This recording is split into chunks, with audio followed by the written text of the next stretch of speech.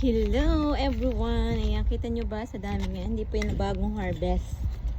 Kundi ito po ay mga na-harvest ko na nung isang araw. Mga nakaraang linggo pa. At dahil sa dami po ng bunga ng aking ampalaya, ay hindi na po talaga kami maganda ubos. Kaya ayan po ang resulta. Nagkaamag na po sila sa aming refrigerator. At mangyayari po ay ayan na po, hindi na po siya pwedeng pakinabangan pa, hindi na po sila pwedeng makain kasi mga sira na po. At pati po itong isang talong, ito naman po ay ginayat ng aking anak. Yan gagawin ko. Ayan po, ang dami po talaga, sa dami ng bunga ng aking ampalaya.